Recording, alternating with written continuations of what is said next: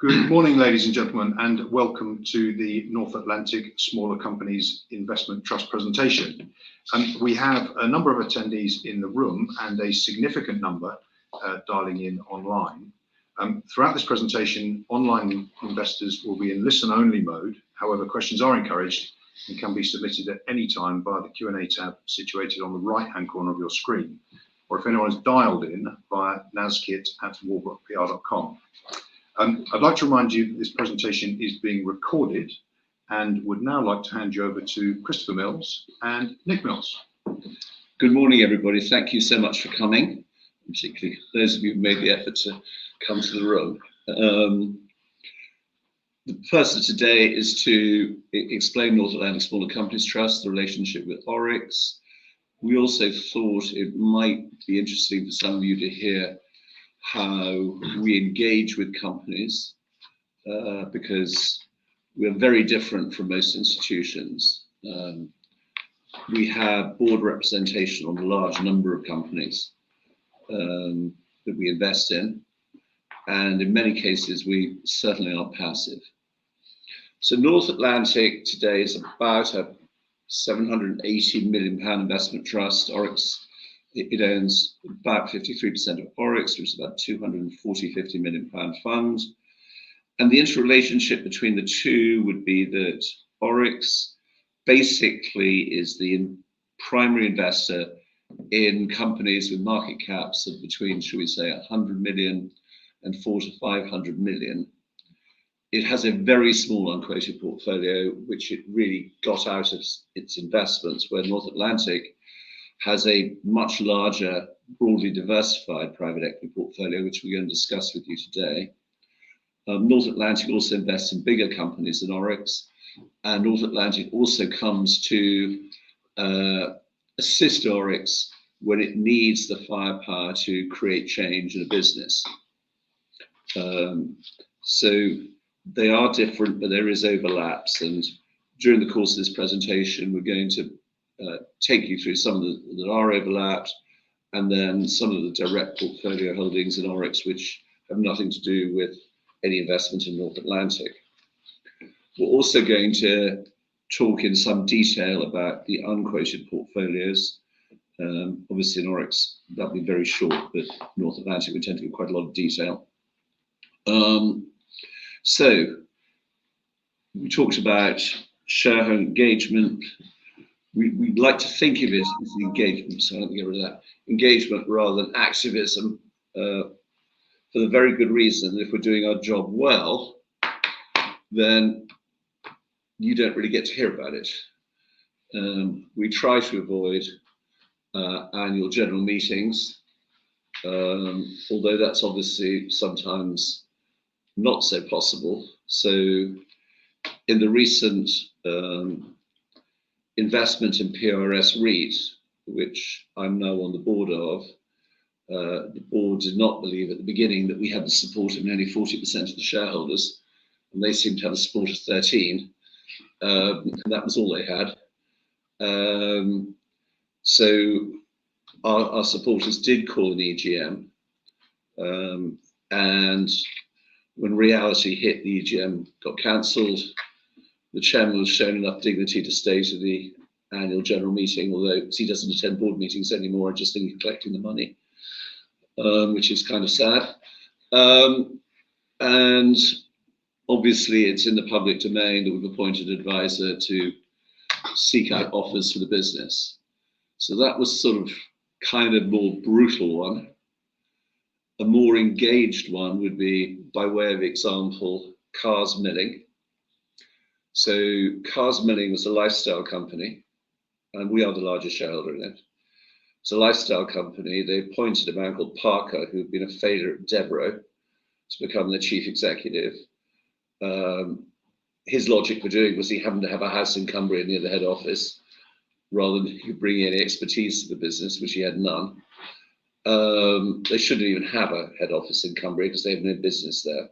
It's an accident of whatever. So we identified the company, we reviewed its businesses, and we were lucky in that respect because they had two businesses. One was a nuclear business, which our friends at Avingtrans were in good position to help us with understand. And then they had an animal feed business, or what it actually does, it's salt licks which improve fertility and add to weight, gaining of weight. And that business still needs to be sorted out. We went to the largest shareholder, who was a family group, got them on side. That was relatively easy because one of the brothers had been on the board and been thrown off the board because they thought he was too old. And that really rankled, I can tell you. We then took a small stake, which we slowly but surely built up. We put a gentleman called Martin Rowland on the board without a fight. Occasionally they think Martin should leave their board, but then I point out I have the right to put anybody on the board, and that would be me, at which point they think Martin's absolutely wonderful and want to keep him. So since Martin's joined the board, it's in the public domain. The company's put its nuclear business up for sale. We think that's a very valuable business, and that would be part of returning capital to shareholders. So you should think of this, I suppose, a bit like Bioquell, where we sold one of the businesses after I went on the board. We then improved the other business, and we think there's a lot of opportunity to create value in the animal licks business. There's several small businesses in that group which make little or no money. As I said, it was run as a lifestyle company, and we think that has the opportunity to become a better business, and secondly, at the end of it, there is the opportunity to hopefully see a recovery in the beef cycle in America, because there's been a lot of droughts. And so if you get the business in better shape, the industry in better shape, and it is a market leader, very strong in the UK and a pretty strong presence in Europe and a reasonable market share in America. So there's lots of businesses out there that are into animal feeds, and this would be a nice little acquisition for somebody when it's all cleaned up, but that could take some time.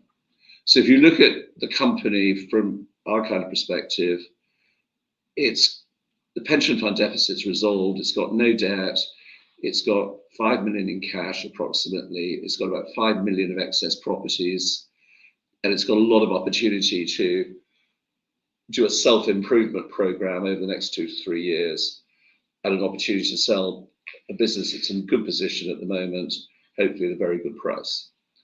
So that gives you an example of how it was done, buying stock, talking to other institutions, getting enough people on side that the board realized they had absolutely no choice but to put our representative on the board, and then start to create value from there.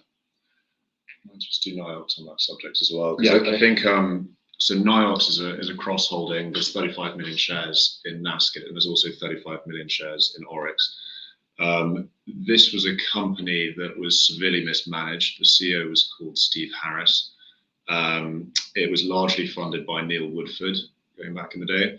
And in around 2019, we approached the business and looked through what had gone wrong.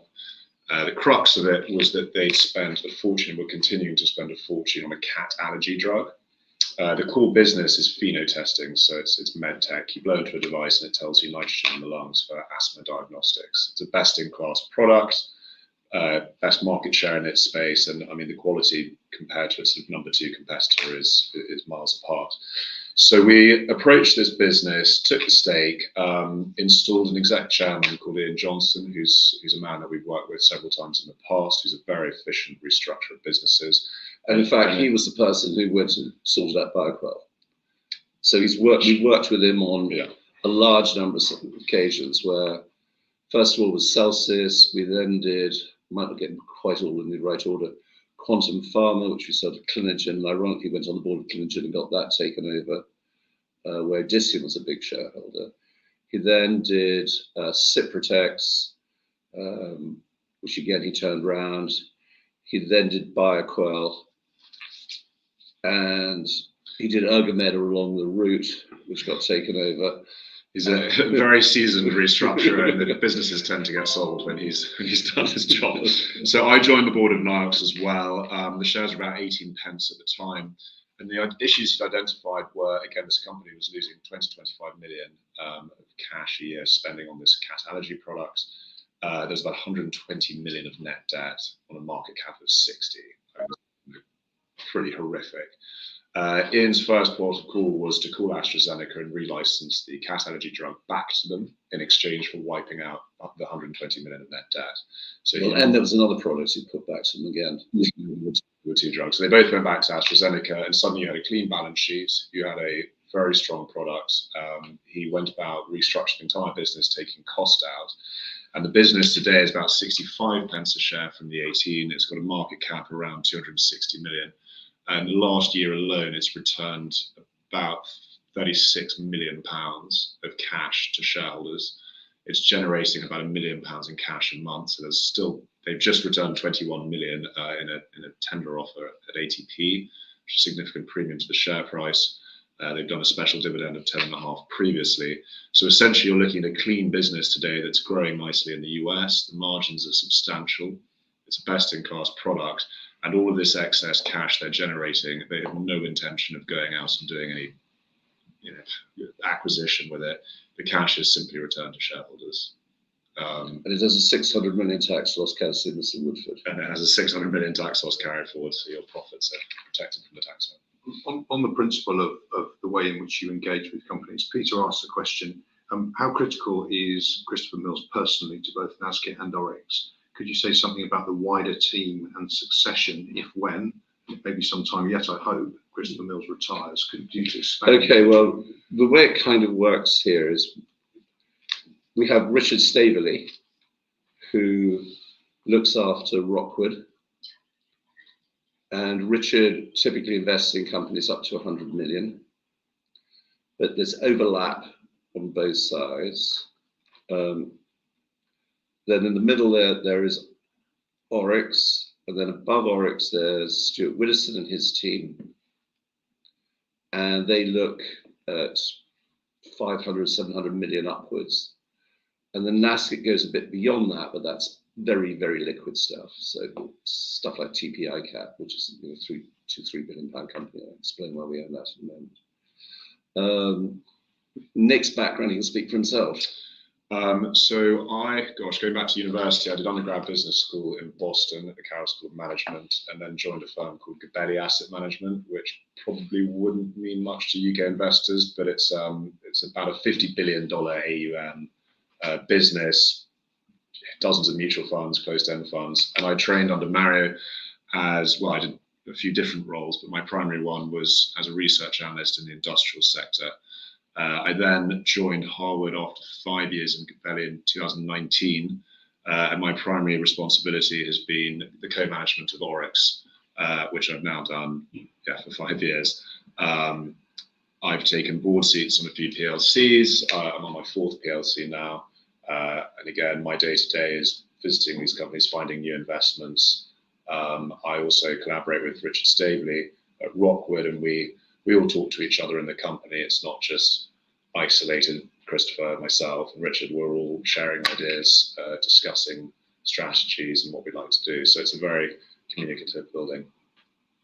And if you look across all these funds, you'll see that literally the small cap place, for the top place, we just compete against ourselves. I mean, literally, it's 1, 2, and 3. Rockwood's winning at the moment, rather annoyingly, but it is what it is. So I think if you were to ask people in the marketplace, they would say we have probably one of the strongest teams in small cap that's dedicated to it. The relationships are not all mine. So I can't tell you which company, but I'm probably going to go on board quite soon of a nearly £1 billion company again to break it up. And that's entirely been orchestrated by Stuart Widdowson. The appointment of Martin Rowland to a second company as chairman, executive chairman, was orchestrated by Richard Staveley. So we all share our contacts. We all know which institutions are supportive, which aren't supportive. And actually, even though we weren't shareholders in Hypnosis, that benefited us enormously because it introduced us to a whole bunch of other institutions which we really didn't know, like CCLA, for example, who then proposed Robert Naylor and myself to be on the board of PRS REIT, where we are a shareholder. And so in PRS REIT, we got to talk to and the support of 28 different institutions. So broadening the base is important. The other issue, which people don't ask about, but actually is something that really is work in progress, is that we've had, for a very long period of time, a whole bunch of advisors, like Ian Johnson, but it's not just Ian. Colin Keith would be one, Tudor Davis would be one, who sadly are getting older. And so it's a key element of the business now to bring in younger people in their sort of 40s, 50s, who we can go to get advice on investments, board seats, etc. And so we were very pleased, for example, when we got Julian Fagg to join the board of North Atlantic Smaller Companies Trust, as he was head of Smith's Industries. Well, he's head of that now, but he was previously head of M&A for Smith's Industries, and he's now head of the Smith's Industries Interconnect division. And they basically said to him, you can have one or two outside non-executive positions, so you understand how boards work. So we were really happy to get him. You know, another person who we've done endless transactions with is Jay LeCue. Now he's still younger, so there's at least one or two more in him. But as I said, a real challenge is to find these people who are happy to roll up the sleeves, get involved in businesses, turn these businesses around.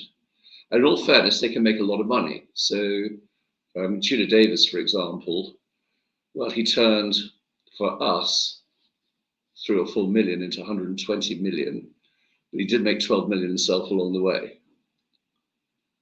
So that was a good victory. I think and again, a core part of the strategy, as we were saying, is having these board seats. So if I look at Oryx, there's a portfolio of around 40 stocks, give or take, and we have a board presence, either direct being ourselves or one of these third-party people on roughly 23 of those 40.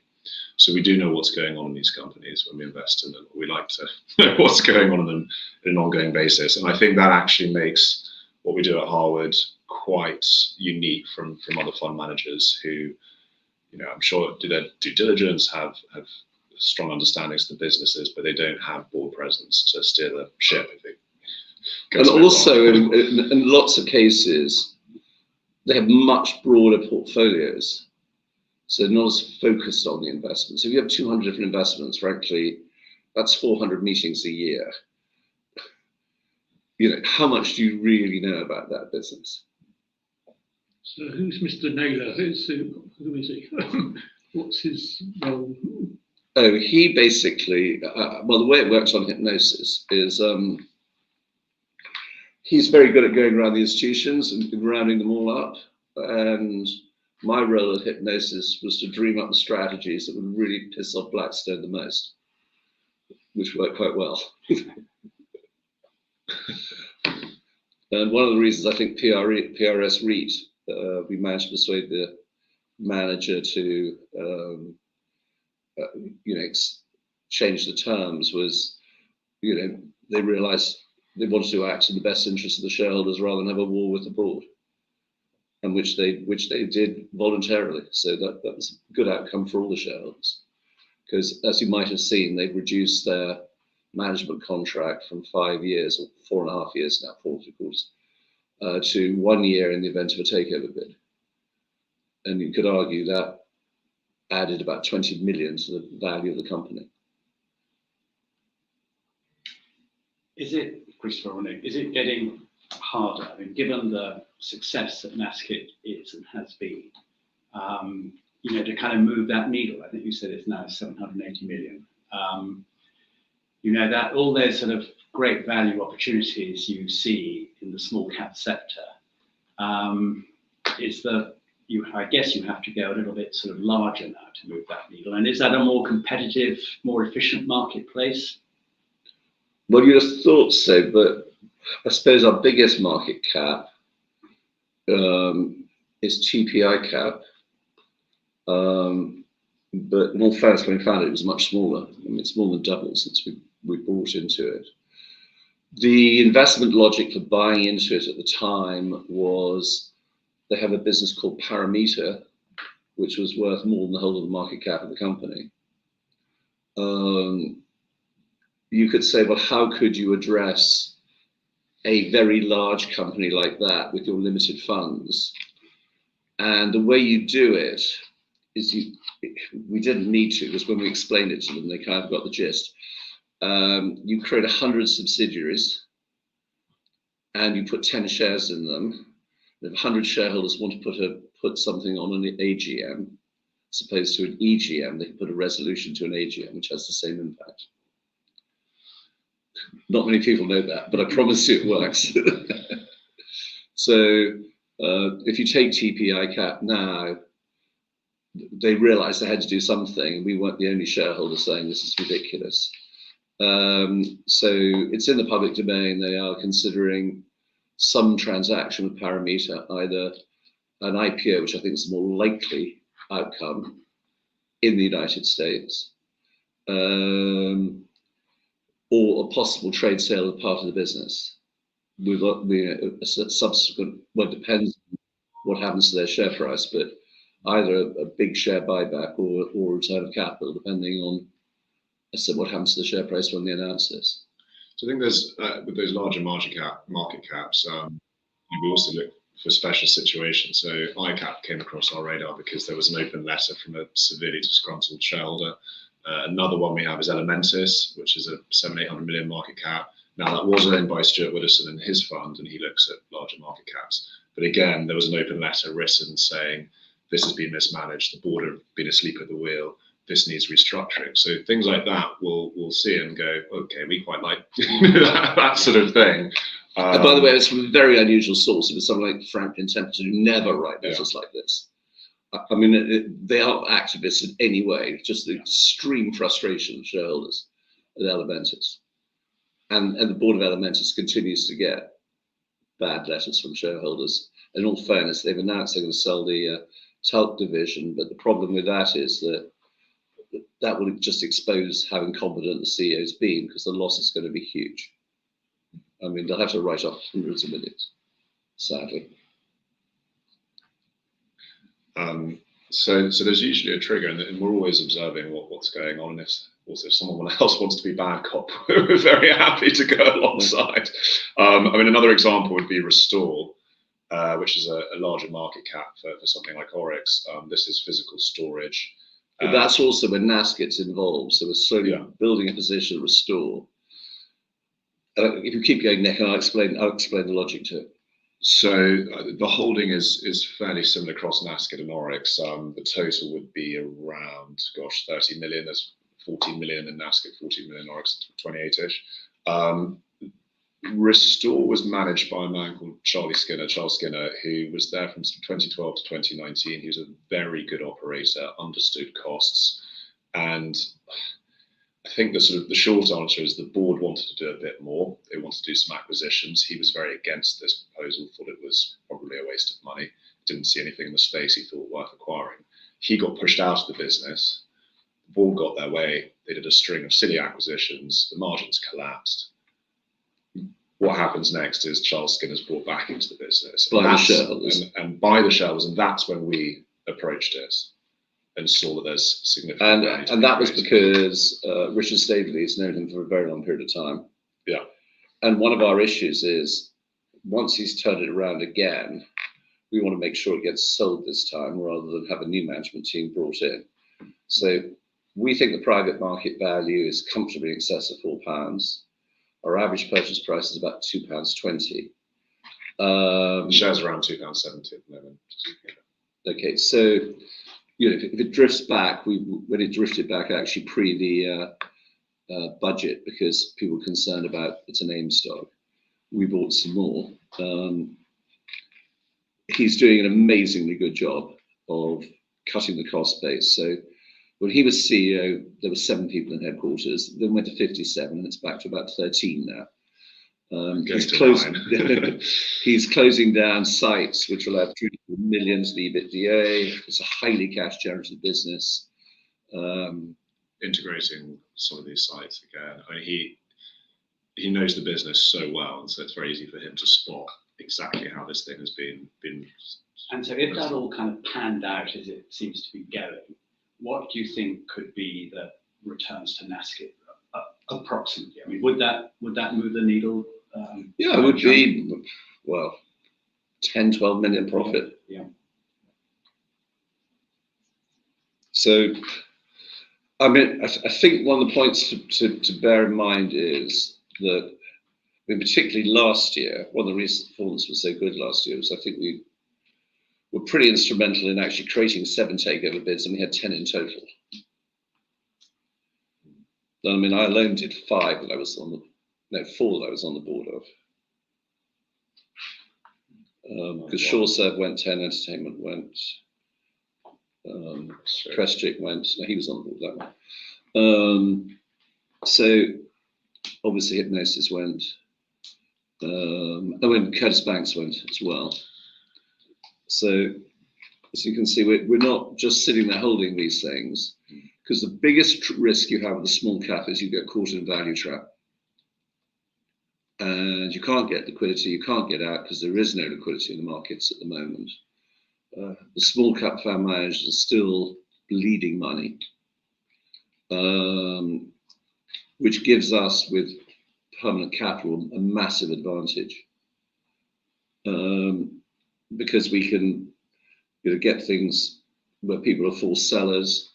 It was a slightly disappointing price, but just recently we were very instrumental in the takeover of Echo. We led the institutional group, which basically encouraged the board to put the company up for sale. They did actually a really good process. They approached 66 different people. So we were hoping to get something in the 60s. We ended up getting 54, which was a nice uplift on our purchase price, but not as much as we were hoping for. We were hoping for better than that. What price do you think the people were prepared to pay the larger? I'll tell you why, because we mistakenly focused on the success of the US, which was doing well. We knew that the UK business was going backwards, and the US was hiding that. And it was a management team that getting information out of them was like getting blood out of a stone. I mean, it was very difficult. And it was one of the arguments we used when we went to the other institutions. These people treated this like a private company. If they want to treat it like a private company, let's at least get the premium for making it a private company. Which was successful, only because it's a question that's been asked by a lady or gentleman called Luca. Again, you know, in AssetCo, example, it's we've increased the opposition in AssetCo, which is extremely undervalued. How do we plan to extract value there? Well, the plan actually is in the public domain, how we're going to extract value. We have a passive stake in a thing called Parmenion. There's a third-party valuation on Parmenion, which suggests it's worth between 52p and about 60p per AssetCo share. So that is going to be distributed out to the shareholders. The 70%, it's about 65%, is owned by another private equity group. We would expect them to want to sell that in the next couple of years, and they'd hope to get a premium because the business is actually growing. And it's actually throwing off about 20 million of cash to pay down debt a year at the moment. And that obviously hits to the equity as well. So that's one solution. The other thing is that it's taken a long time, but Martin Gilbert has now turned around the investment management business. A very high-profile fund manager has been appointed. I'm not sure whether it's in the public domain, but he has joined. He's already brought in, but it's very low margins for us at the moment. It gets higher as the business grows. He's already brought in 500 million into a thing that's only got 3 billion. The cost base has been radically reduced. And I think the thing now has, to the extent any UK quoted fund managers, a credible future. Although increasingly, I'm not sure that any of these businesses should be public. I mean, they're all getting themselves into messes. They've all got too high cost base. They never seem to address it fast enough. And we were just discussing yesterday. If you just look at Schroders, for example, market cap's 4.6 billion. They've got 4 billion in cash, and they're making about 580 million. So it's trading at, the operating business is valued at 1x. Yeah, it's a bit shocking. Share price hasn't moved for 14 years. No, it's actually probably gone down. In fact, that is a question that Peter asked. He says, given public markets are not valuing small companies anywhere near where they should be, what is your view of taking these companies private, where perhaps it's easier to repackage and sell at more sensible levels? Well, the answer is, we have over the years taken a large number of companies private. And although the companies we've taken private, most people have never heard of, and in total they wouldn't add up to that much money, but we've probably done more than anybody else. And indeed, I mean, we're looking at one at the moment. I think the last one we took private was HML, which was an office management business, sitting in a dream, going nowhere. The cost of being public would cost it 20% of its profits. It just made no sense for anybody. So increasingly, yes, that is something we're looking at. And remember, we always look at these companies, like the basic investment philosophy here is, what is this company worth if it was a private company? What's it worth to a third party? So something we've just started buying, we'll buy more. It's a tiny Oryx holding, and it's quite hard to buy. It's the Optima Health, where average purchase price 155. The management, when it went public, bought £2 million worth of shares at £2.56, which they believe is the private market value of the business. Their entire incentive scheme, they've got to get the share price to £2.56, I think, in 3 years. So they're totally aligned with us. If they can achieve that, they will make a lot of money. It's one of the reasons why we bought Conduit at a big discount, because again, the management incentive scheme is tied to getting the share price, I think by the end of next year, to £6.20. And our average purchase price is sort of £4. It was yielding 7-8% when we bought it. And the reinsurance cycle is in a very good place at the moment. So Conduit's too big for us to have people on the board of, and actually we don't need to, because we know the chairman really well anyway. But it was the alignment over a period of time we could understand made it, in our view, a compelling opportunity. Going back to fund managers, you've got a big stake in Polar Capital. Do you think that's... Well, Polar Capital, from our perspective, again, on an average purchase price, yields over 10. It still yields about 9. We really don't do technology, and we felt we needed some exposure to it, and Polar clearly was a way to get exposure to technology in the United States. I also, because I know Gavin Rocherson extremely well, because remember, he and I were together at Joe Hammer Capital Management, believe he's very good at building teams.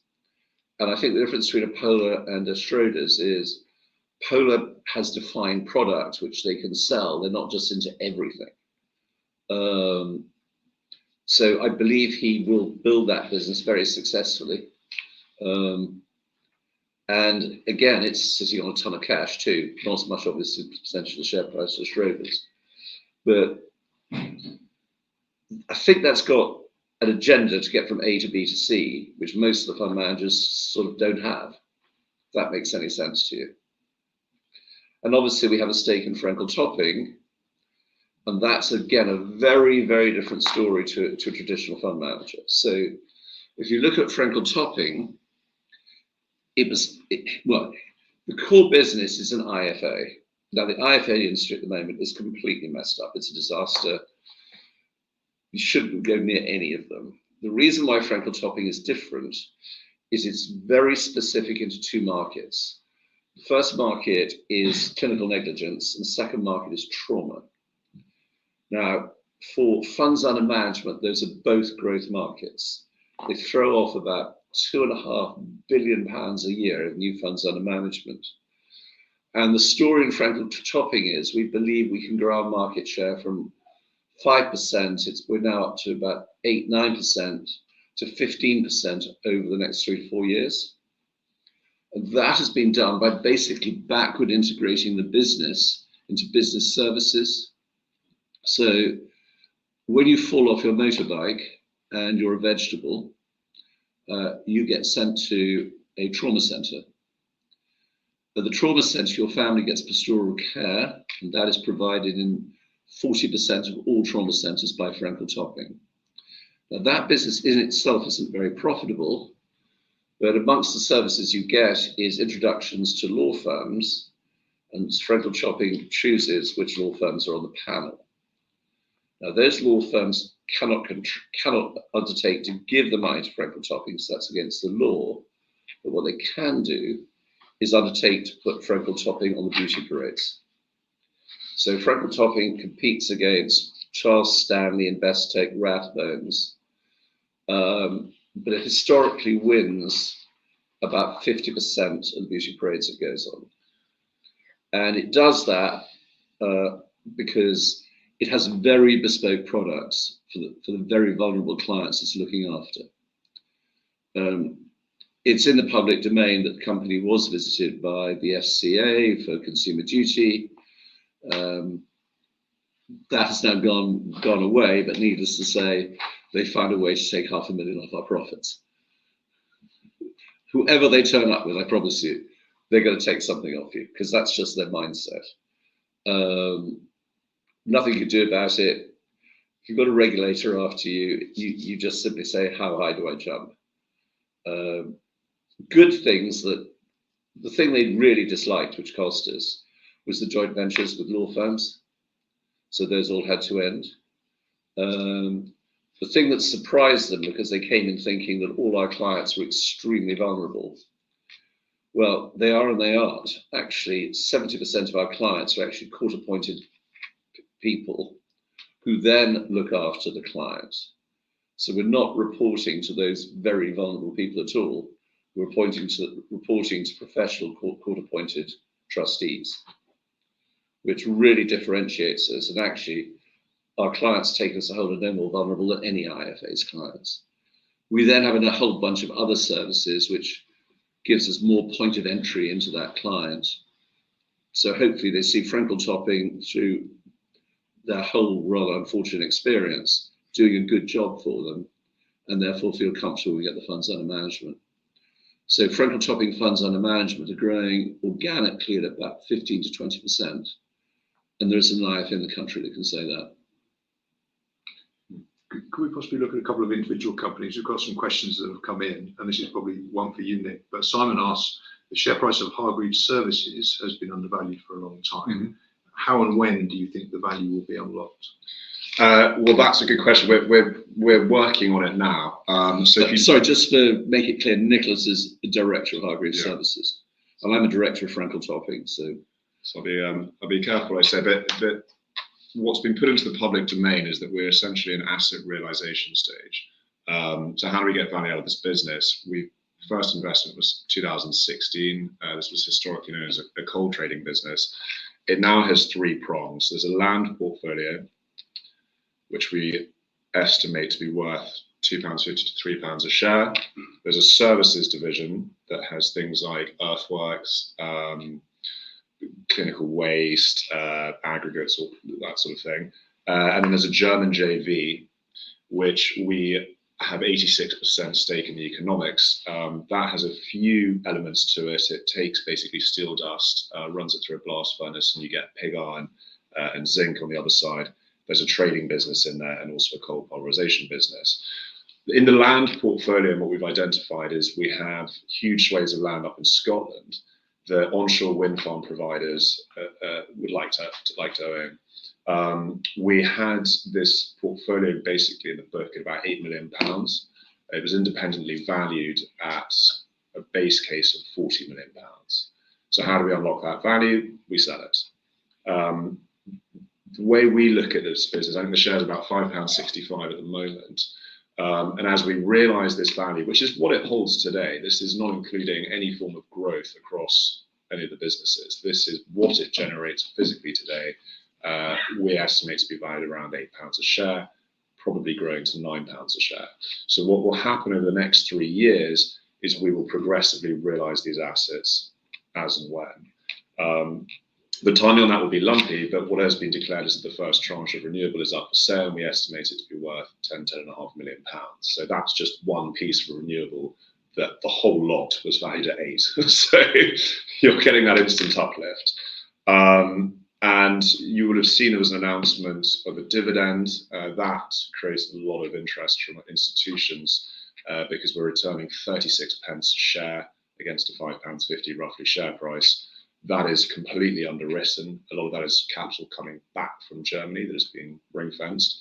So what you'll get is an underpinned 36 pence a share in addition to special dividends. So anytime we sell one of these assets, that capital will be returned to shareholders. Now, whether we do a buyback or a special, probably as and when and what the share price is doing. But none of that is being used for future growth. This is an asset realization project. On the other side of it is the company was very successful in eliminating its exposure to its pension fund. So that's gone away, which is one of the risks in the past. And the leases are tied to the earth-moving business, but you exclude those. The company's got about 21 million in cash. It's 23 million in net cash, ex-leases. So as I said, the dividend's well underpinned. And the earthworks, for example, has been flagged as being very positive recently. We do big contracts. It's HS2, it's Sizewell C. These are basically cost plus around 12 to 15% margins. For first of perspective, a typical contract in earthworks on a small project is cost plus 3%. So we only do the major projects, of which there are several going on, and that business is going extremely well. Germany was extremely profitable when the Russia-Ukraine war unfortunately happened. The pig iron price went from 150 euros a ton to 900 euros a ton. We produce about 250,000 tons a year. So a business that was doing 8-9 million of PBT did 60 million of PBT, and that's why there's so much cash sitting in Germany that we can now return to shareholders. Now, pig iron prices have come down, zinc prices have come down, but it's looking like they've troughed and should recover, particularly as there's Russian embargoes coming into effect next year. And there's also something called the carbon border adjustment mechanism. I know I've mentioned this on previous conversations. This is still being determined as to the impact, but essentially they're going to slap carbon credit tax to the tune of 2 credits. Carbon price is around 65 euros. So basically 130 euros for imported raw material that is carbon burning. So think fertilizer, think steel, think any of that. Now that is a cost that we can pass through at Hargreaves because it's all domestically produced. Although in all fairness, German industry is squealing with pain and they're trying to get it reduced. I'm sure politics will come into effect because this will crucify. I mean, German auto, sort of God bless, but German industry in general. I mean, anything coming in from China is it will be excruciating. Now, populist movement in Europe might affect that, but we analysed that basically half a credit of benefit, and again, we're doing 250,000 tons a year at 30 euros. You can do the maths on that uplift. Super. I'm just conscious of time. We do have questions, many of them on politics. NAV and cash. Yeah. But just in terms of individual companies, Ben asked whether you could talk about your holdings in real estate investors. Maybe we can do that before we move on. Okay, real estate investors is really simple. Basically, we got together with J.O. Habro Capital Management and basically convinced the management that the best solution for real estate investors is to liquidate the company. We think it'll liquidate around 50p a share. Our average purchase price is about 28p a share, and it yields about 7 or 8% on our average purchase price. So it was continuation of Circle Properties that went into liquidation. We've got Palace Capital, which is also in liquidation, and obviously PRS REIT hopefully gets taken over at a nice price. So we're not investing in property for the sake of investing in property, because I'm not sure that's not another value trap. We're investing in property where we think we can close the gap between the NAV and the share price. Okay. We've got a couple of questions on the markets more generally, and just looking at developments in the US. Dave asked, what is your general view of the UK's prospects under the new broom of Trump come January? As a shareholder, I'm aware you have some presence in the US. As an investor, I'm generally slightly sceptical regarding tariffs. Well, I mean, the trouble with Trump is he says things, but he doesn't necessarily do them. But I think tariffs are probably an absolute certainty. I don't actually think it really impacts our portfolio. And in fact, our US investments will benefit from lower tax rates. The only one that's slightly vulnerable is 3BL Media, which is basically a market leader and has 50% of the S&P and about 25% of the FTSE in enabling companies to distribute their ESG strategies to stakeholders. Now, they don't charge a lot per client, it's about $80,000, but I think ESG is not going to be the flavor of the month in America anytime soon. But generally, I suspect he'll be pretty good for the US economy. And I think probably pretty good for the dollar too, which is where the majority of our cash is held in US dollars. So had a bit of a bounce on that. And in terms of cash, there is actually a question as to what you might do with your excess cash. Well, we always keep quite a lot of cash because we are committed to the next private equity fund. So it's not quite as much cash as you think there is.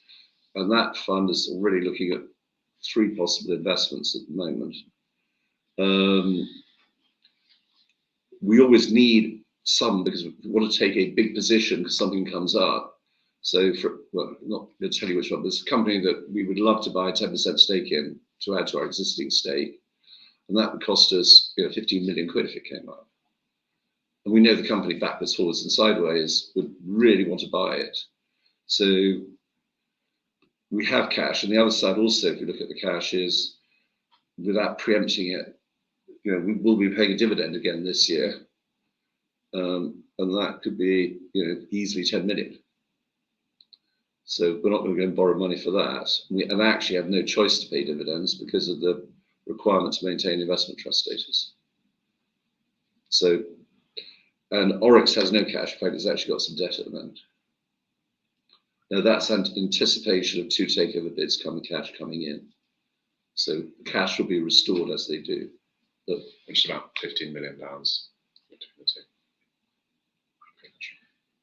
We know net asset value and discount to net asset value is a topic. There's a pre-submitted question which you've seen, but for the audience, let me read that out. Based on the latest share price of £37.90, it's at a discount of 32%. Taking Oryx Holdings at a share price or 30% discount to NAV, these deep discounts, despite an excellent long-term track record and buying back of any of NASCIT shares, what would meaningfully narrow the discounts? Well, we continue to buy back the shares. What we're doing to try and reduce the discount is being much more open about the private investments, because I think that's one of the reasons for the discount. The other issue is liquidity, which on both these trusts is extremely limited, and that's a problem. Because if you actually look at the shareholder base, it's very tight. So North Atlantic, because I've just been in the market buying shares back, it took 2, 3, 4 weeks to buy £1 million worth. And we're still in the market trying to buy them as we speak. So it is a problem. We acknowledge it's a problem. Ironically, I can't remember what's happened. Oh God, something. We had actually got the share price up and the discount down, and then suddenly there was some piece of bad news, not for us. The market, do you remember, had that little collapse? It didn't impact us at all. It cost us 2-3% when there was that big down dip in technology, if you recall. On the 5th of August. Yeah, August collapsed. But we went down with that and we never really recovered. And then I think the other issue, which hopefully has caused concern, it certainly concerned us, was the risk of taking the tax relief of IHT relief of AIM stocks, where we have a big exposure. Now, if you take Oryx, which is more involved in the AIM market than North Atlantic, since it started, believe it or not, the AIM market is down 25-30%.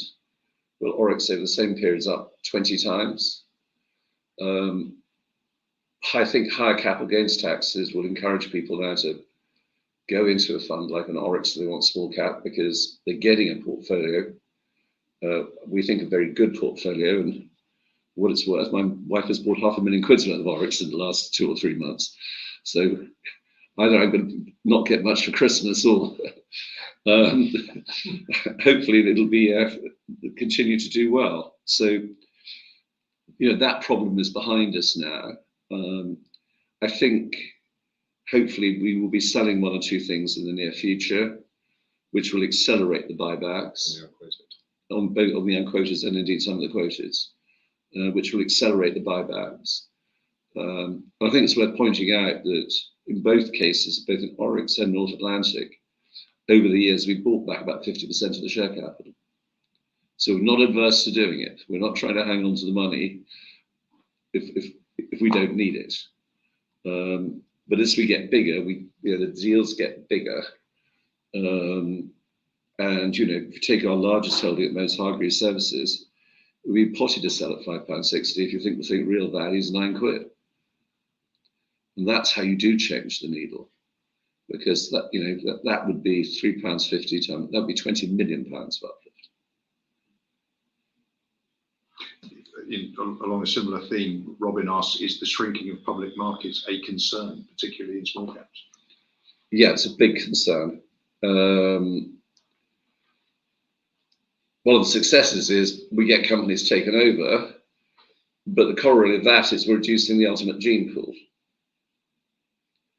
And that's one of the reasons why, as the takeovers happen, we will be buying more shares back. Now, that can get offset by doing private deals. But the problem with the private deals, people give you a bigger discount for private equity, even though, because we're about to discuss it, our private companies are kind of boring. They could all be public companies. And you'd say, but that's fine. And they're not even over leveraged. So perhaps it's just worth going there for the moment. We have time, and in fact, the private equity portfolio would be valuable to explain. Okay, so have we given everybody this sheet, this crib sheet? We haven't, but then equally the people online won't have access to it either. Yeah. Okay, well, anybody wanting to leave, welcome. If we could get Sarah to print out 20 crib sheets, because this is a really good sheet. It shows you. We can put it on the website. We'll put it on the website, okay? Because it shows you NASCIT's 20 largest holdings. It shows you all the unquoted. It shows you Oryx's 15 largest holdings, and its few unquoted. So the direct holdings since the AGM when you came, I think I told you at the AGM we were going to sell Performance Chemicals. We made the announcement that was sold. It was a modest uplift. We're pretty certain we'll get the very modest earnout. So there's a bit more to come. So that was done. Spring is actually called Kent Pharma. Kent Pharma was a buyout, which we did in conjunction with Duke Street. Its business is very similar to Quantum Pharma. And indeed, Chris Rigg, who was the chief executive of Quantum Pharma, we put on the board of Spring. It will go into a process next year, and we'd expect 30–40% uplift from where we are today, perhaps a wee bit more. Sportec has sold an asset and is returning about £1.25 million in cash, and they're in discussions to sell the rest. And then the Gleeson sale, no, God, kill me now. We've agreed to sell a property, which we broke up a company called Hampton. The last remaining asset was a development property, which Gleeson's agreed to buy. They're getting it at a good price. The planning consent in this country is just insane. I mean, they keep going back and back and back and asking more questions. So we're 3 years into this process, and we get told it's 3 months' time, but it is what it is. So APD is specialist compounds business. It's in line with budget, doing fine. Journey Group, the overall expenditure at Journey Group is much higher, is under offer. Journey Group is doing really well. It's an airline catering business in America. It's just won new contracts with Delta and American. Its core is United, but also we do all Federal Express's business in America. Company's got no debt. The offer, I think we're valuing it at 42 million or 40 million at the moment. And the offer's 60 million. But some of it will be in paper. The trouble is the person's buying it's worried they've got an antitrust problem. So they want to do it in 2 stages. So we'll get half up front. We'll get a loan note yielding 11%. We'll still own 1/3 of the equity going forward, but that's due to close in December. And Covent Bridge is doing fine. Covent Bridge needs to be sold, but the problem is there's this massive contract they're hoping to win, and it got delayed. And to get the best price, we need to try and win that contract. So the next fund, which is 5, as you can see, we've already realized 3 of the investments. The average return on those investments was 3 times. We're in the process now of selling the medical packaging business. There are 2 bidders for it. That would be A, quite a lot of money coming back to us, and B, a further nice uplift, and you will read about that when it happens.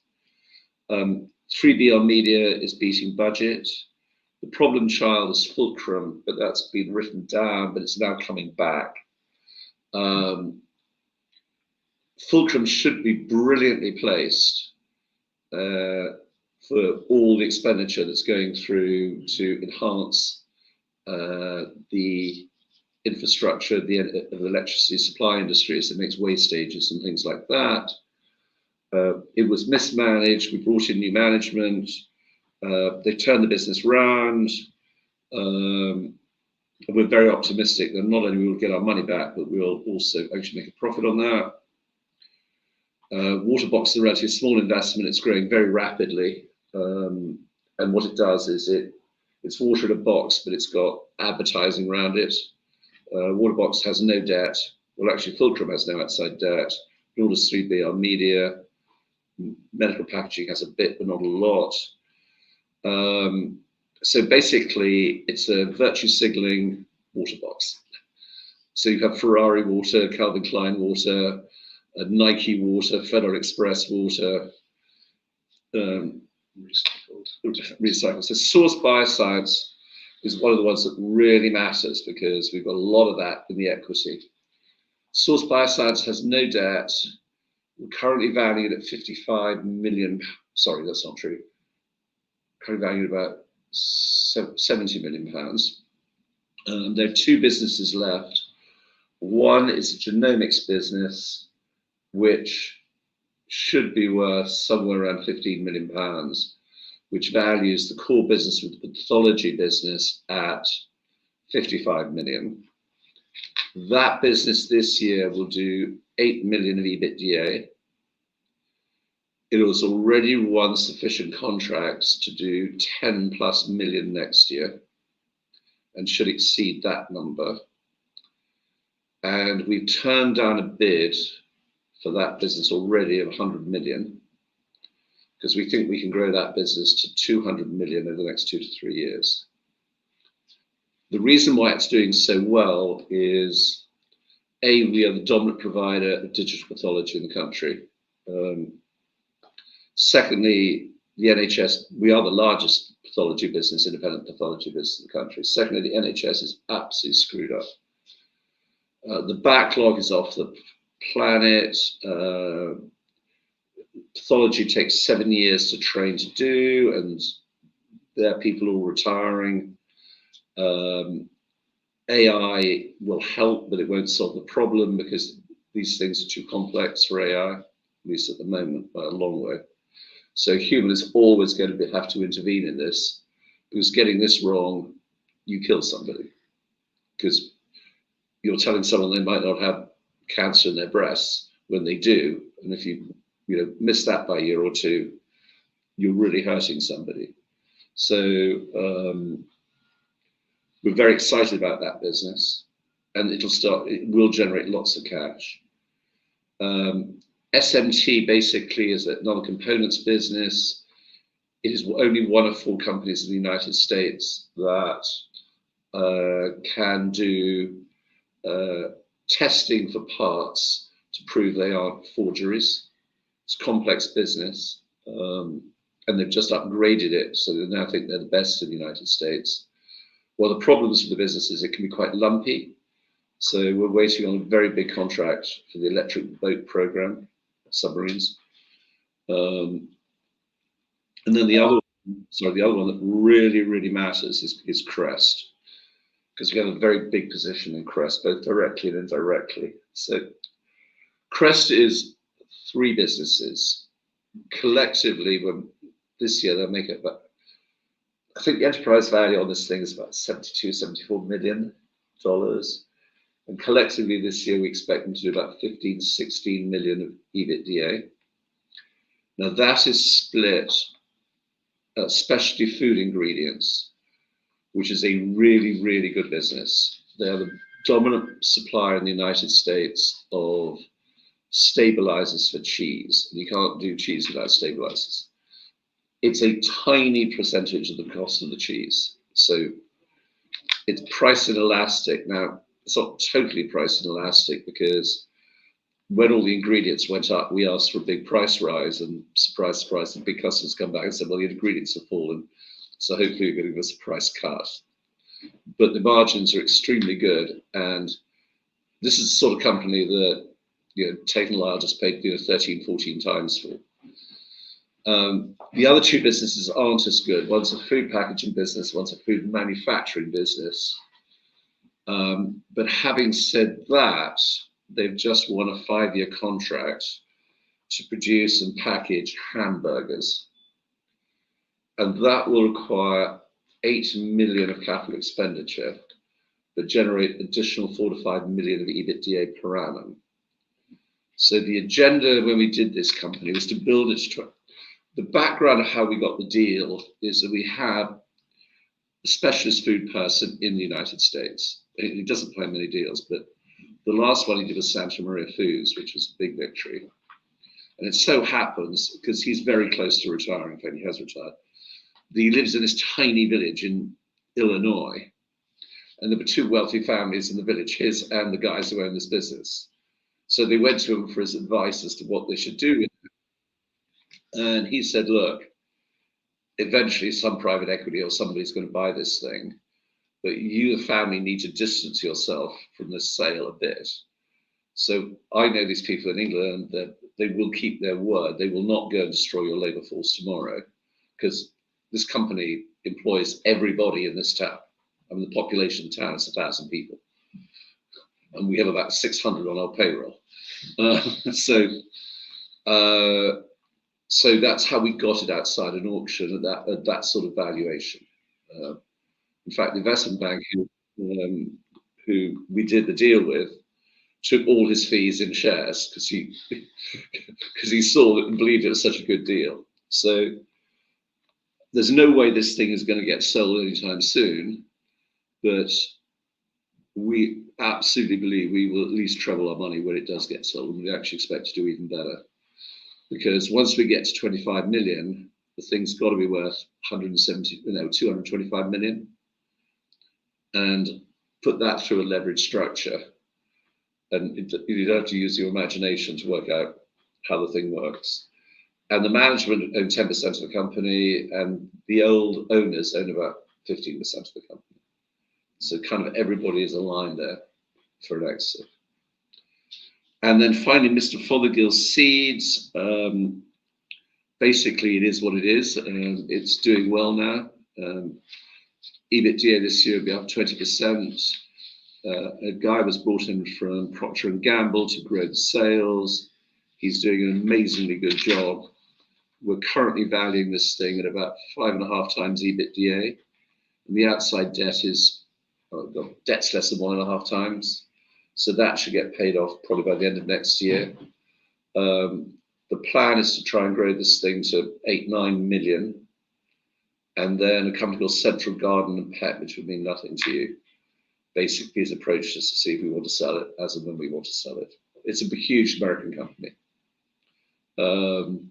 It is the market leader in seeds in the United Kingdom.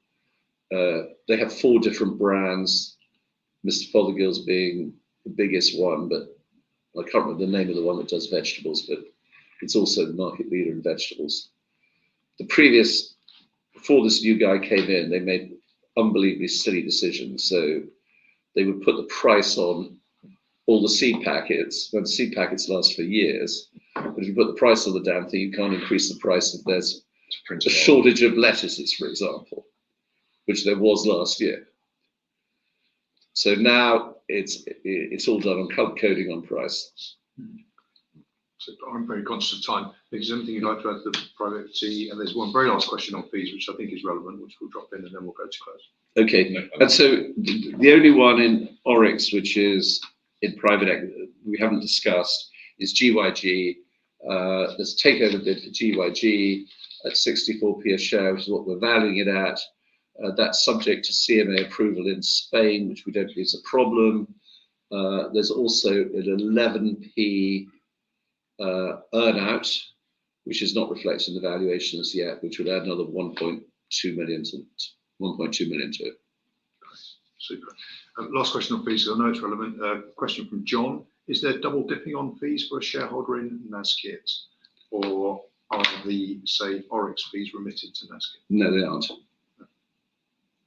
No, they aren't. They aren't. Great. Okay, super. Well, but what we did do when that happened was historically we were entitled to stock options in North Atlantic, which we abolished. So historically, the manager was given 5% under option. So that was the quid pro quo. And that was worth quite a lot of money. But ironically, one of the reasons we conceded it was, given our percentage ownership in North Atlantic, we worked out that as paying so much taxes, it made more sense to leave it in the trust than take the fee. Great, super. Well, that's very comprehensive. Thank you. Could I ask investors not to close this session, as you will now be automatically redirected for the opportunity to provide your feedback. If anyone would like additional information on North Atlantic Small Companies Investment Trust, please do get in touch via nascit@walbrookpr.com. Many thanks for attending today's presentation. And if there are any more questions in the room, very happy to take